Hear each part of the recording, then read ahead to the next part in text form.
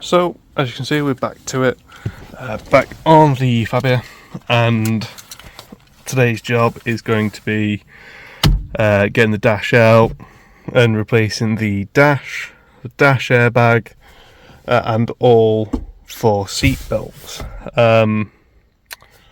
Yeah, I mean, first place you always really want to start is like your end plates, easy little things like this. Do that one-handed. Push that in.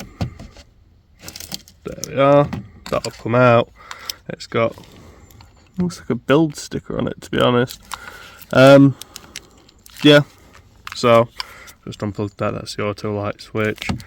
Bits and bobs like this. Try and get a tool that's non-marking for these side pieces, and these should normally just pop out like so. And you might find, oh, there you go, they get a bit tight on that gap there, on that seal. There will be screws and all sorts behind here. That looks like a push clip of some description. So this will be fun to try and figure out. It looks like some of the vents are bolted in, so it's a good job you don't just pull them. And we'll also have to remove these A-pillar trims. We'll see if there's a speaker behind here, I guess, but also I do know from looking at the new dashboard, I mean brand spanking new, it's still got the peel on it here, that there is a bolt under the A-pillar post there. So yeah, so you kind of want to, with these ones, have a look where there's just trim. I know this is a trim that should pull out.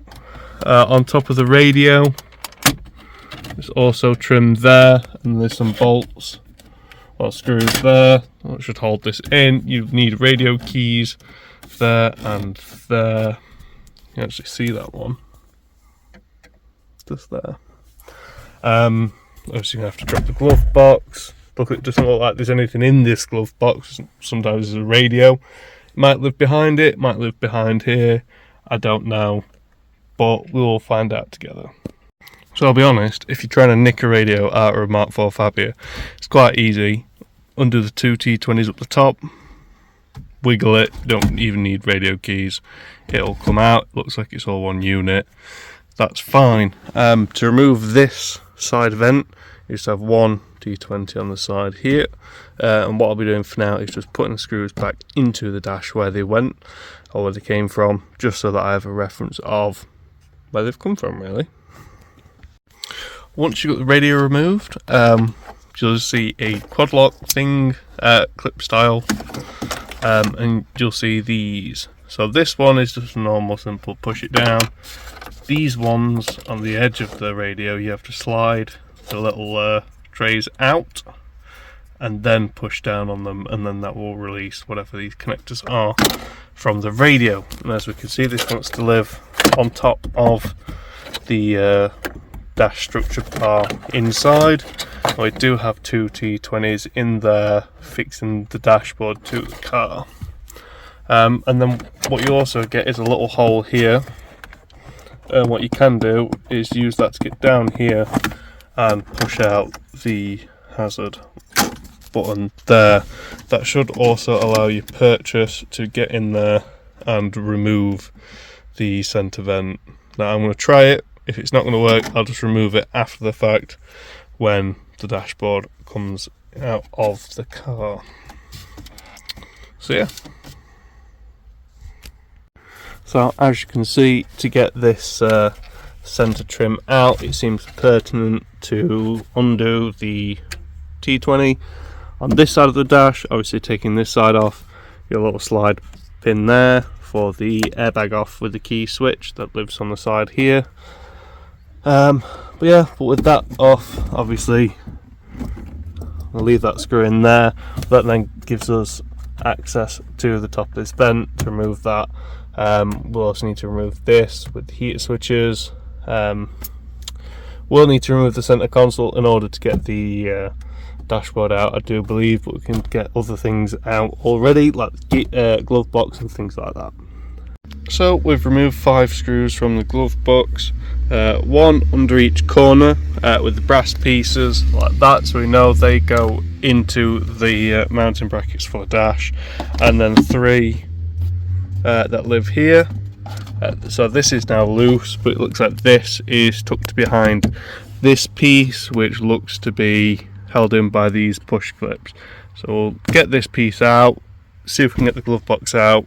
If you do lift these tabs up in each corner, that would be how you access behind and get to things like the pollen filter.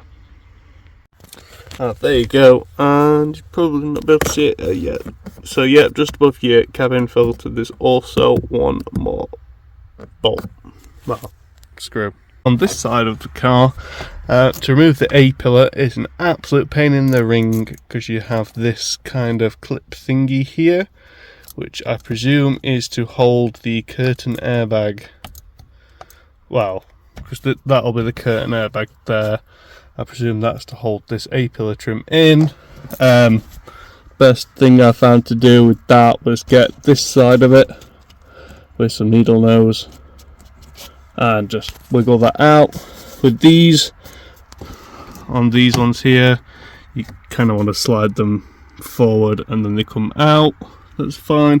Not quite figured out how to unplug this yeah but I think I'm just going to be able to take the dash out. In terms of hidden screws, like I said, you had one down in here you need to get out. There's one hidden behind the glove box trim there. You'll also want to get up to the airbag underneath, and you want to remove 2 brackets, well, 2 10mm. You have one here, one here. So now coming back to the centre, we've got these 2 screws here. We have those removed, and we've removed the top cover and the bezel. They are connected for the clocks. A bit different to how the Polo does it. But now what we can see is that this piece is what is holding the centre vents in, and we'll need to get to all this stuff as well. So now I'm going to work on removing things from the driver's side now, including removing the airbag and steering wheel. So in order to remove this side of the cowling, to expose this one here, this piece, well, you can see it there. So there's a sneaky screw under this piece here, right up in the top, and then you have to remove it. So you pull it all the way down. It doesn't damage it, it just falls out there. And there's one T20 hiding under there. Sits about there, well, sits there into that screw hole there. So that's how you remove that.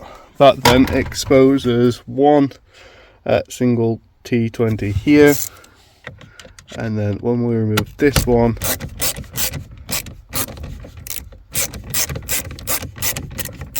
turn it one-handed with the ratchet.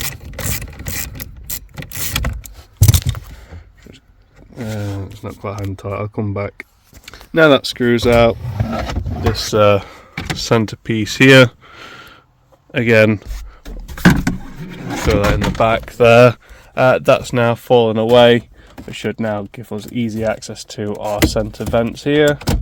So I'll pop those out, and there's a clip that's just gone down into the cart, so I'll have to fish that out. But that should now just pop out of there, which it has. Like I say, drop one of the clips, so I'll clip that back on. I can start carrying on with the disassembly. Probably have to take this face here off and remove these, unclip them from behind, all that good stuff. So removing the clocks from the car, we have 2 T20s at the bottom there, and we're going to bring these clocks forward. I'm going to spin them around, and there's going to be one connector on the back. Just going to press down and move the lever over, so as you can see there, that pink lever. So you can see here that it's quite important that this clock cable sits above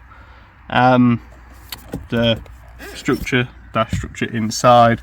We've got one more bolt holding the dash in on that piece there. Yeah, we're making good progress on getting this dashboard out. There's that one there, that one there. I do believe, yeah, there's one under this A pillar as well. Get that out, and then it will be.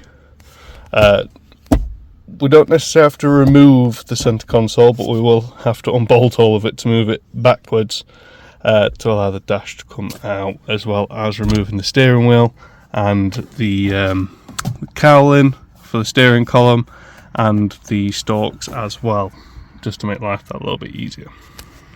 It's always good practice as well with your dials.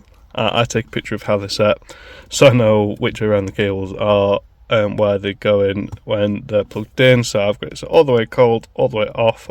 I do believe that one's electrical rather than mechanical, and then this one is a mechanical one for the flap that directs the air. I always set it to windscreen, that way I can't really get that one wrong, and if it doesn't match up when I put it back in, I have done something wrong, so I'll have to adjust that.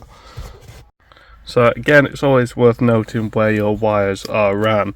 So you have 3 plugs here, one with a red lock on it, one big one, and one weird square one.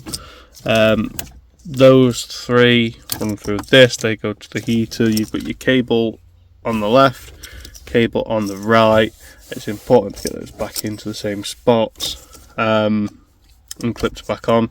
So to release them, all I did, get your hand up here and then just pressed on that little bit there. That's all it clips on with. It's nothing simple, they are keyed, well, it's nothing complicated, they are keyed. And then this one is, this just pulled down as soon as I released the heaters, or heat controls. And again, you have 2 wires coming down from there to this. Now I need to unplug this and then undo that bolt there, and we should see how this dash is going to come out. So I haven't quite got the dash out yet because I still need to remove the steering wheel. But what we have done is remove the centre console. Now, not removed it to a point where it is out of the car. Be careful of some things. So in order to loosen the centre console, in order to get it out to where you want it, you're going to remove 2 10mm from here. So I've just left in there, 2 10mm nuts. You get 2 screws, 2 T20s that live either side. This is just a gaiter that clips in. Yeah, that was pretty much it. I don't think there was anything under this panel either. Yeah, and then you can see there where the centre console would clip in to the dash there. So obviously now that's out, that's nice and loose, which is what we want. So it's completely detached this side. We'll have to do the airbag wiring underneath, but now I really need to get this A-pillar off and get this steering wheel off, and this dashboard will be ready to remove. Now obviously to remove this airbag you are going to need the key functional in some capacity. You don't necessarily need the car to be on.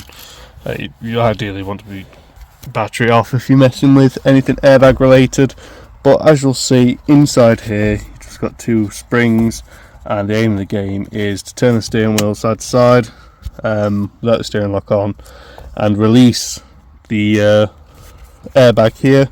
So it's sprung, it's got those little bar or hook things there, that hooks onto there, and all you want to do is just release the tension on that spring. This should pop out. So then what you can also do is start to remove bits like that airbag squib. To remove that, and then you'll also have other things like steering wheel controls. Would have thought, there we are, and that is one blown airbag removed. Now one of the other issues that you can run into is that when the airbags blow, sometimes this squib can also fail. I'm hoping that's not the case, and it's just a case that I need to take this off reset. So 3 screws will remove your cowling there from the bottom of the steering column, 2 there and 1 that comes under into the bottom of the barrel here, and these are different screws, still T20s, but they're more like bolts than self-tappers. As you can see, they go in there. Yep, so what we'll want to do is just unplug things from this squib. So we'll unplug that one there. We'll come now look, so this one on the back of the clocks, I want to remove this one. That rubber ring that goes around there might fall out. This one is in dire need of a clean, so keep that to the side. And then yeah, you kind of want to look to see what's keeping it on there. There's another plug at the back here, so you want to pull out the red tab. There we are, and you push it in. Well, push the other tab in and you should be able to remove them. There we go, that's quite a big connector. And sometimes you want to come under and have a look. So yeah, so sometimes, as you can see, they're the snap bolts that hold the key barrel on. Those bolts are what hold the squib to the actual stalks, but there's normally somewhere a little grub screw to get these off, so I'm going to find that and I'll get back to you. So, looks upside down. I might have to edit this in post, but to remove this one, this set of clocks on the squib, it's these 2 posts here, and then there's one just under here as well, and then that will release, and then that should now in theory allow me to remove the entire dashboard from this vehicle.